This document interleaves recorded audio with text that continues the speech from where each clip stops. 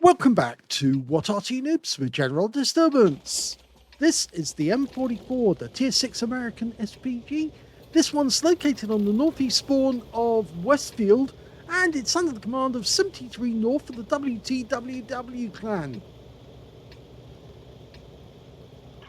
Game on! Well, 73north's got a 155mm howitzer to play with. This used to be one of the best Artys in the game.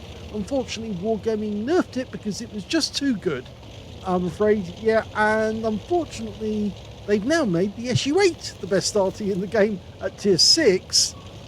Maybe not the best Arty in the game overall, but anyway, they basically continually nerfed Arty because the other players can't cope with Arty. They don't know how to. Arty players do know how to cope with Arty, but the ordinary players don't. Okay, 60-degree arc in total, 30 degrees either side of the center line. First target's a Porlac tank right up in the north. Well, it's north actually. It's the northwest corner, and he's dialed in, rounds out. This could be a direct hit. It is. 143 hit points from the first shot. Now, this Arty is capable of 500 alpha, 39mm of pin, 6.7 meters on the burst radius, between 6 and 10.5 seconds of stun. It used to be 550 alpha, and the reload time used to be a lot quicker as well. Second shot splashes, or actually stuns the Porlac tank there, but doesn't do any damage. Yes, it used to have a reload time just over 15 seconds. Unfortunately, now Wargaming nerfed it so badly, it now has a reload time of 21.09 seconds by the book. But you can see here that 73north has got a reload 22.40, which means that either he's got hasn't got something in the vehicle that's actually lowering the reload time, or he's got a poor crew. Normally you'd have something like a rammer and also a gun laying drive. That Achilles has gone in way too deep, and unfortunately for him, he got taken out by a Porlac tank, but the enemy Porlac tank goes down to our FP304. Okay, so we're 2 up on the enemy at the moment. 2 enemy tanks seen up in the north. There's a Burzer and another Burzer, actually. 2 Burzers together. We'll put 1 shell on one of them. Direct hit. He went unspotted just as the shell went in, so we didn't see the explosion, but we know that there was a direct hit because we didn't see the explosion. The very fact that we didn't see one means we did hit him. Now, the M44, they built 250 of them. Although they say they bought 250, they think it was actually probably more. And it was bought by quite a few different nations. Germany bought them, Greece, Belgium, Japan, Italy, even the United Kingdom bought them. In fact, they bought 58 of them in total. And 52 of those were used by the British Army on the Rhine, and 6 of them were kept in the UK for practice, for training. The Turks actually apparently bought 222, and you think that's a bit strange considering they only built 250 of them, which is why there's a question over the actual number that they did build. But it's very likely that the Turks actually built, or rather bought, their M44s from other nations. According to the records, Belgium still has 25 of them in stock, and Japan has 10. We don't know where the British ones are, so they may have been sold to Turkey in the end. However, Turkey actually re-engineered their M44s, and they put a new howitzer on. They got a new one from Rheinmetall, not from the Americans, and it extended the range of the Arty to 24.7 kilometers.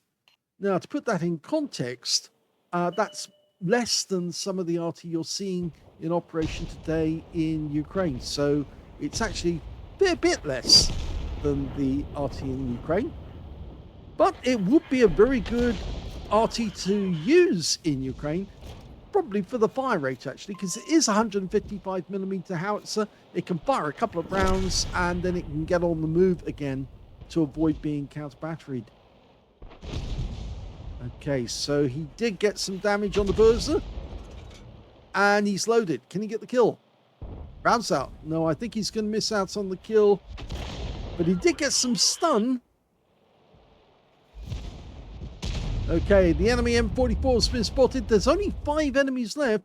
He's leaving that one for the T-52, who managed to get the kill shot.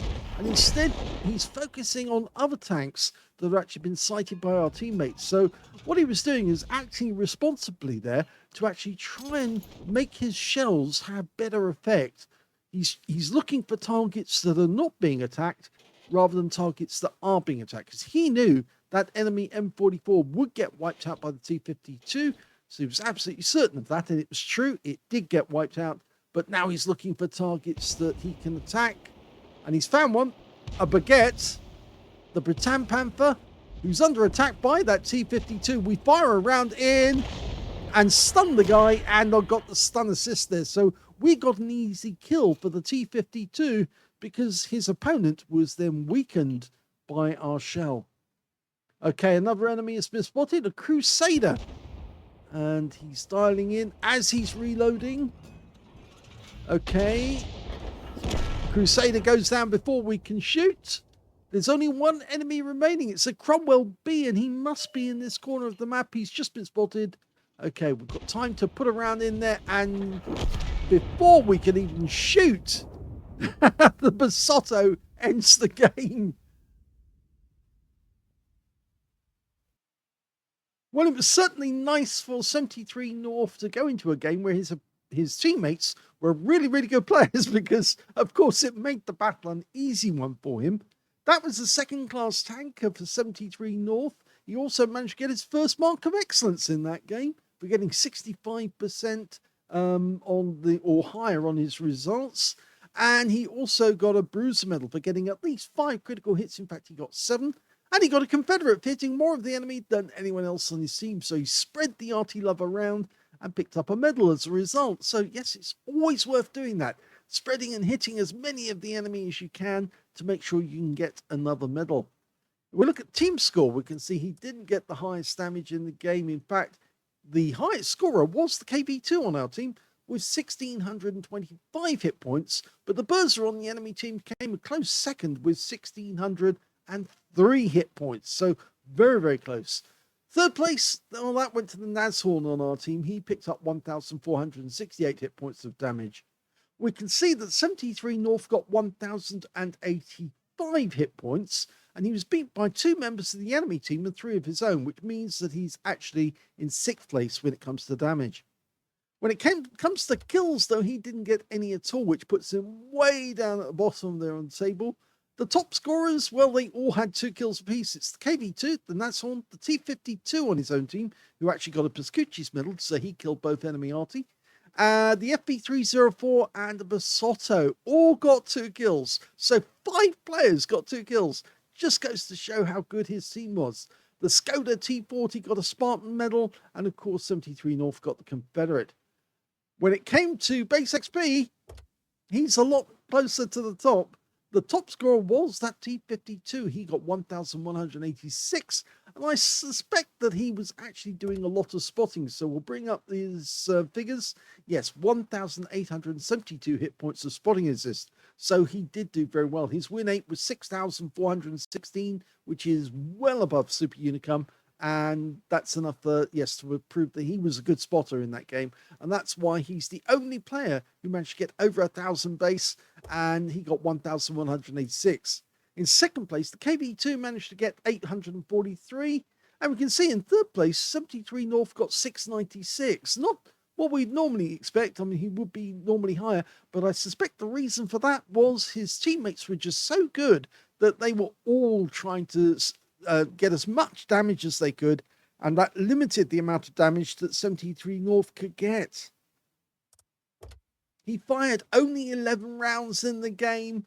That's why it was only a second class. If he'd actually got more rounds out, he might have actually picked up more damage, but his teammates were just too good in this one. 5 direct hits on the enemy, none of them penetrated, but he did get 11 splash, 1,085 hit points of damage, 6 enemy vehicles damaged, none killed, that's the Confederate, and he got 73 hit points of damage assist and 848 of stun assist off 11 stuns. And because the M44 has been so badly nerfed, even a tiny amount of damage like 848 is enough to get a second class. So I imagine if you wanted to get an ace tanker, all you need to do is get over 1,000 hit points of splash, of stun assist, and you're probably there. On a premium count, he actually made a profit of 44,136 credits from that game. And he also took away 1,566 experience points out of it as well.